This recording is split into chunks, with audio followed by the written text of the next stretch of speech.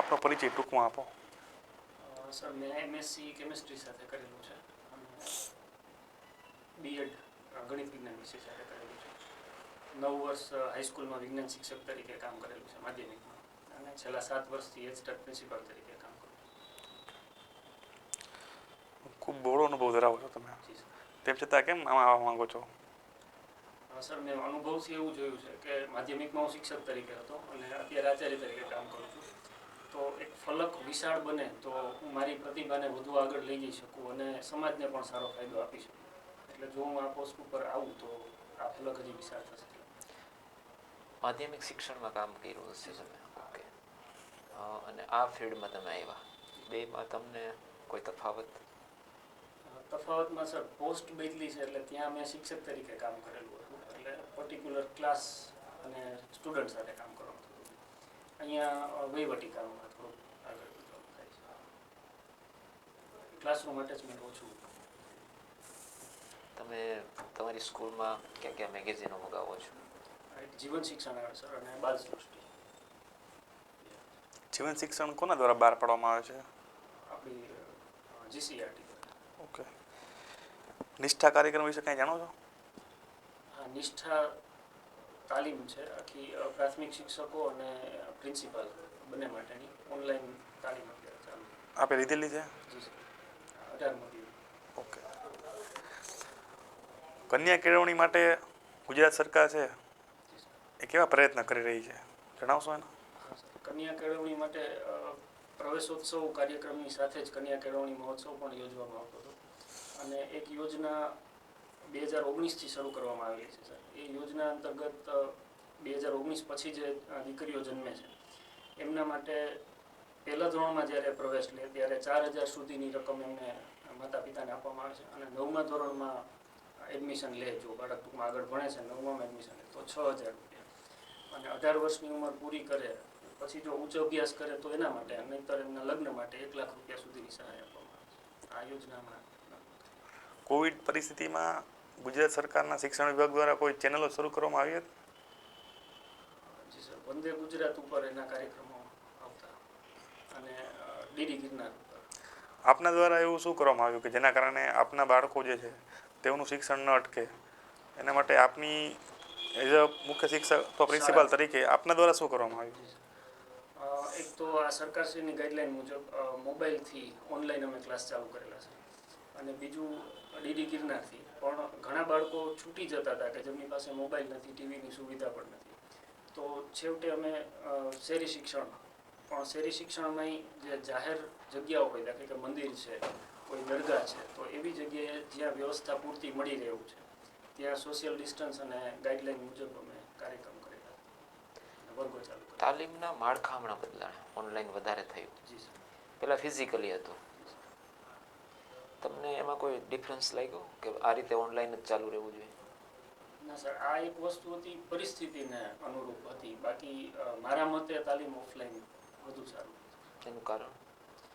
એટલે એક તો ઇન્ટરેક્શન છે એ સામે, દાખલા તરીકે અમે નિષ્ઠાની તાલીમ પણ લીધી, પણ એમાં ઇન્ટરેક્શન નથી હોતું. સામે અમારે કાંઈ પ્રશ્ન હોય તો અમે રજૂ નથી કરી શકતા, સામેથી તજજ્ઞ જે આપે છે એ મુજબ થાય છે. ઓફલાઈન હોય તો વધુ સારું. શિક્ષણની ઘણી બધી પોલિસીમાં આપણે યુનિસેફ અને ન્યુપાનું નામ સાંભળીએ છીએ, તો તમારા રીડિંગ્સમાં, ઓબ્ઝર્વેશનમાં, અનુભવમાં આ બે સંસ્થા આપણને શિક્ષણમાં ક્યાં કેવી રીતે ફાયદારૂપ થઈ? એટલે યુનિસેફ છે એ બાળકો માટે, અને ખાસ કરીને આપણી જે MDM મિડ ડે મીલ ચાલે છે એમાં સહાયરૂપ બનતી હોય છે, અને ન્યુપા છે એનો મને બહુ ખ્યાલ નથી, પણ હાયર સ્ટડીઝ માટે કામ કરે છે. મૂલ્યાંકનમાં એસઆઈનું જે માળખું આવ્યું અને પહેલાં મૂલ્યાંકન શાળાના થતા, ગ્રેડ અપાતા, એમાં કઈ સ્થિતિ તમને વધારે સારી લાગે? હાલની જે એસઆઈની પરિસ્થિતિ છે આખી, એમનું જે ક્રાઇટેરિયા અને ફોર્મ છે એ મુજબ મૂલ્યાંકન વધુ સારું થઈ શકે એવું. આજે તમે પોસ્ટનું ઇન્ટરવ્યૂ દેવા આવ્યા છો, તેઓની નિમણૂક કઈ કઈ કચેરીઓમાં થતી હોય છે? ડીઓ કચેરીમાં EI તરીકે થઈ શકે છે, સ્કૂલ ઓફ કમિશનર્સ ગાંધીનગર કચેરી છે ત્યાં થઈ શકે. ડીપીઓ જે હોય છે, ડીપીઓ એ અને જે ડીઈ હોય છે એ બંનેની ફરજોમાં શું તફાવત હોય છે?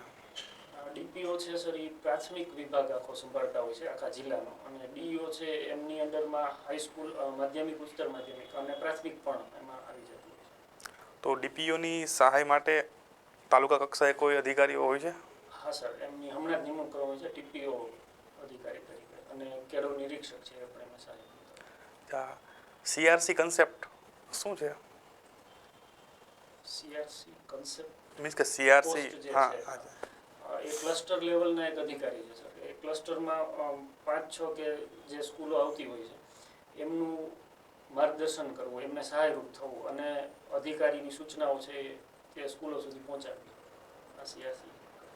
કોઈ શહેરમાં તમને ક્લાસ 2 તરીકે શાસનાધિકારી તરીકેની પોસ્ટ આપે તો તમારે ઘણા સાથે સંપર્કમાં રહીને કામ કરવાનું થાય. તો એ કામ સરળ થાય અને બાળકોના હિતમાં થાય, તો એ કામ કેવી રીતે કરશો? એટલે સૌથી પહેલાં તો સર લોકલ સંપર્ક છે એ વધારવા પડે. દાખલા તરીકે સૌથી પહેલાં સ્કૂલોના આચાર્યો સાથે સંપર્ક કરવો. પછી વિસ્તારની અંદર આપણે દાખલા કે શહેર છે તો એમાં અલગ અલગ વોર્ડ હશે, વોર્ડમાં કોર્પોરેટર્સ હશે, પ્લસ શાસનાધિકારી તરીકે કામ કરતા હોય તો ચેરમેન છે એમની ટીમ હશે. એ બધા સાથે સંબંધ રાખી અને આગળ વધવું પડે એવું. તો જે બજેટ પાછળ જે ખર્ચ થવો જોઈએ શિક્ષણમાં, બરાબર, એ કેટલા ટકા થવો જોઈએ જે કુલ બજેટ છે? મિનિમમ એ રેશિયો જો 10% સુધી પહોંચે, હજી બહુ ઓછું છે તો વધુ સારું થઈ શકે. આપણે એસડીજી ગોલ વિશે કાંઈ સાંભળ્યું છે તમે? Sustainable development goals. ઓકે, કાંઈ બંધારણની અંદર જે અનુચ્છેદ 21A જે છે એ છે લગતો છે 86માં જે સુધારો આવ્યો એ કદાચ ખ્યાલમાં હોય ને એસએસએ આવ્યું, રીડિંગમાં આવ્યું હોય તમારે, અને એની બધી પોલિસી જ આવી હોય. સર્વ શિક્ષા અભિયાન એ શું છે, તમને ખ્યાલ છે? સર્વ શિક્ષા અભિયાન છે એ સર એક ગવર્મેન્ટને સપોર્ટ કરતું અલગથી તંત્ર ઊભું કરેલું છે કે જે મોનિટરિંગનું કામ કરે છે, ગ્રાન્ટ્સ પૂરી પાડે છે અને સ્કૂલો ઉપર સીધું જ નિયંત્રણ પણ રાખે છે અને સપોર્ટ પણ કરે છે. આવી એક સિસ્ટમ આખી. શિક્ષણ છે એ સમવર્તી યાદીનો લિસ્ટ છે, એટલે એ સમવર્તી યાદીમાં મૂકવાનું કારણ શિક્ષણને કોન્કરન્ટ લિસ્ટમાં.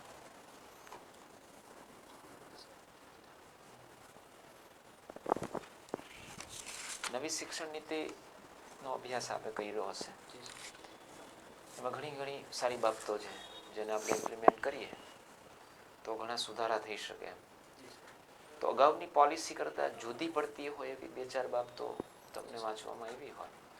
એમાં ગ્રાઉન્ડ લેવલથી ઉપર સુધી છે સર જે ફેરફાર છે. માની લો કે શરૂઆતની આંગણવાડી અને બાલવાટિકાનો જે કન્સેપ્ટ છે એને હવે સ્કૂલની સાથે ભેળવી દેવાની વાત છે. અત્યાર સુધી બે સિસ્ટમ અલગ ચાલતી એટલે 3 વર્ષ જે છે એ કેજીના અને 2 વર્ષ પહેલું બીજું ધોરણ છે એમને ભેગા કરી દીધા. આ એક બહુ સારી વસ્તુ.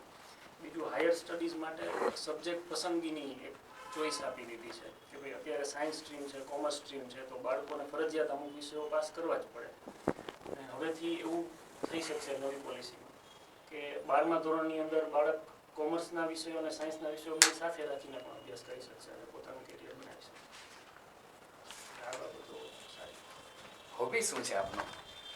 મને ફરવાનો ખાસ કરીને પુરાતત્વીય સાઇટ્સ હોય અને હિસ્ટોરિક સાઇટ્સ હોય એવું ફરવાનો શોખ છે. ફરવાનો શોખ છે. તો હરવું અને ફરવું બે એક કે અલગ અલગ? આમ શબ્દો સાથે વપરાય છે સર, પણ બેયમાં ભિન્નતા છે. તો મને હરવું, ફરવું, રખડવું અને ભાટકવું, આ 4 શબ્દોનો મિનિંગ મને જણાવશો સાહેબ? સર આમ હું સાયન્સમાં ગ્રેજ્યુએટ થયેલો છું એટલે ગુજરાતીનો બહુ નથી, પણ હરવું અને ફરવું છે. ફરવું મતલબ તમે કોઈ એક કન્સેપ્ટ સાથે ક્યાંય જાઓ છો, કાંઈ નોલેજ મેળવવા જાઓ છો તો એ ફરવાની વાત છે. રખડવું છે એમાં કોઈ ગોલ નથી હોતો, બસ આમ તેમ એમને ભટકવાની જે આપણે વાત કરી એવી રીતના. એમાં બસ ગમે ત્યાંથી ગમે ત્યાં જવું, કોઈ કારણ વગર આપણે જતા હોઈએ. અચ્છા, સરસ. આ પુરાતત્વિક સાઇટની વિઝિટ કરો છો, એવી કોઈ 4-5 સાઇટની તમે છેલ્લે વિઝિટ કરેલી જણાવશો? આપણે ગુજરાતમાં જ સર ઘુમલી છે, ભાણવડથી 5 કિલોમીટર નજીક થાય છે. બહુ ઐતિહાસિક સાઇટ છે સર. બીજું ચિત્તોડગઢમાં, પછી એમના વિશે આપ બધું પૂછશો તો હું જણાવી શકીશ. ચિત્તોડગઢની અંદર જે ચેતકની સમાધિ છે પ્લસ રક્ત તલાઈ છે ત્યાં, એ હિસ્ટોરિક સાઇટ છે. પછી આપણે અહીંયા નજીકમાં જ રાજકોટ જિલ્લામાં બૌદ્ધ ગુફાઓ છે ખંભાલી રાણી, એ મેં જોઈ છે. અને લોથલ, આપણે અમદાવાદથી જો બરોડા બાજુ જઈએ તો રસ્તામાં લોથલ આવે છે, એ સાઈડ. લોથલનું ઐતિહાસિક મહત્વ શું છે? ત્યાં દરિયાનું પાણી આવતું, એટલે એક તો એની નગર રચના છે એ બહુ સમૃદ્ધ એ વખતની, અને ત્યાં જેટી અને સ્ટીમર લાંગરી શકાય એવી ત્યાં વ્યવસ્થા હતી. હાલમાં પણ જોવા મળે છે આપણને. વર્તમાનમાં સરકારે કોઈ લોથલને ડેવલપમેન્ટ કરવા માટે સરકારે કોઈ પ્રયત્ન કરેલા એવું આપને ખબર છે? અથવા તો કોઈ વિદેશી કંપનીઓ જોડે આપણે કોઈ એમઓયુ કરેલા છે, એવું કશું છે? તો ખ્યાલ નથી. શિક્ષણ ક્ષેત્રે ગુજરાત સરકારે ઘણા એમઓયુ કર્યા, એવા કોઈ મુખ્ય આપના ધ્યાનમાં આવ્યા હોય?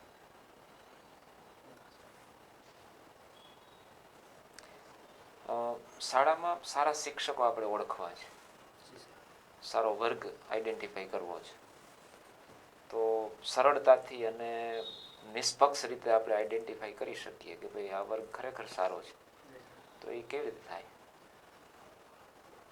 શિક્ષકની ગેરહાજરીમાં આપણે બાળકો સાથે વાત કરી શકીએ છીએ. બીજું, શિક્ષક જ્યારે ભણાવે છે ત્યારે એ શું તૈયારી કરીને ક્લાસરૂમમાં જાય છે, એ જો આપણે જોઈ શકીએ. અને બીજું કે જ્યારે શિક્ષક ખરેખર ભણાવતા હોય છે ત્યારે એમનું અવલોકન કરીએ તો ખ્યાલ. કોઈ ત્રાહિત પક્ષકાર દ્વારા જાણી શકાય કે કઈ રીતે શિક્ષક છે એ સારું ભણાવે છે? સર એની સાથે એટેચ થયા વગર તો મને નથી લાગતું કે એનું મૂલ્યાંકન. એના વાલીઓને કાઉન્સેલિંગ કરીને કરી શકાય? ના સર, વાલીઓને એટલી સજાગતા નથી હોતી કે ક્લાસરૂમમાં ક્લાસ ટીચર શું કામ કરે છે એનો તાગ કાઢી શકે, એટલું મને નથી લાગતું.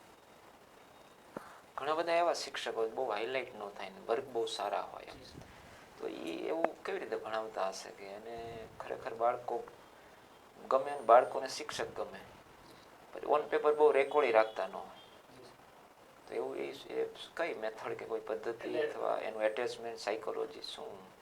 એમની ભણાવવાની પદ્ધતિ કંઈ ખાસ અલગ નથી હોતી, પણ એ એક આપણે કહીએ કે ગુલતાન થઈ જતા હોય છે, ભણાવવામાં મશગુલ થઈ જતા હોય છે. પ્લસ પ્રસિદ્ધિની એમને કદાચ ભૂખ નથી હોતી, એટલે એ બહુ પોતાનો પ્રચાર નથી કરતા. પણ ભણાવતી વખતે તો જે મટીરિયલ જરૂરી હોય એનો તો ઉપયોગ કરતા જ હોય છે. એટલે ક્લાસરૂમમાં એનું વર્ક સારામાં સારું હોય છે, પણ બહાર એ બતાવતા નથી.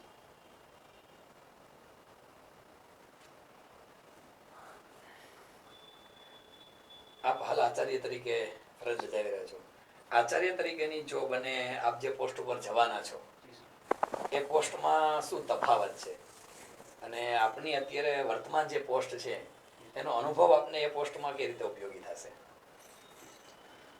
અત્યારે હું આચાર્ય તરીકે કામ કરું છું છેલ્લા 7 વર્ષથી. એટલે હવે માની લો કે હું ક્લાસ 2માં સિલેક્ટ થાઉં છું, તો એક તો મારું ફલક છે વિશાળ થઈ જશે કે બહુ મોટા ક્ષેત્રમાં હું કામ કરી શકીશ, અને એનો લાભ છે એ સમાજને પણ મળશે અને મારી નીચેના જે કર્મચારીઓ છે એમને પણ મળશે.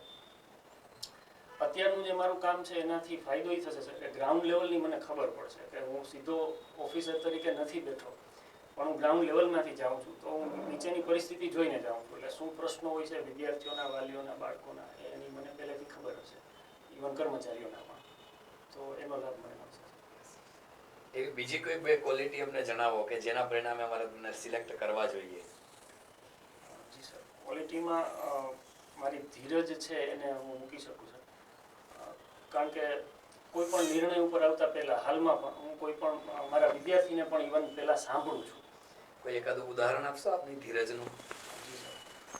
મેં મારી સ્કૂલમાં એટલું ડેવલપમેન્ટ કરેલું છે સર કે કોઈ પણ વાલી સીધો આચાર્યની ઓફિસમાં આવી શકે, મારી સામેની ખુરશીમાં હું એને બેસાડું અને પ્રેમથી એની સાથે વાત કરી શકું. મારા 980ની મારી સંખ્યા સ્ટ્રેન્થ, એમાંથી કોઈ પણ વાલી સીધા મારો કોન્ટેક્ટ અત્યારે કરી શકે છે, તો એ મારો એપ્રોચ છે. ઓકે, બીજો કોઈ ગુણ? લીડરશિપનો ગુણ થોડો હું ધરાવું છું એવું મને લાગે છે સર, કારણ કે મારી સ્કૂલ છે એમાં જે પ્રશ્નો હતા મારી એન્ટ્રન્સ વખતે એમાંથી મોટાભાગના હું સોલ્વ કરી શક્યો છું.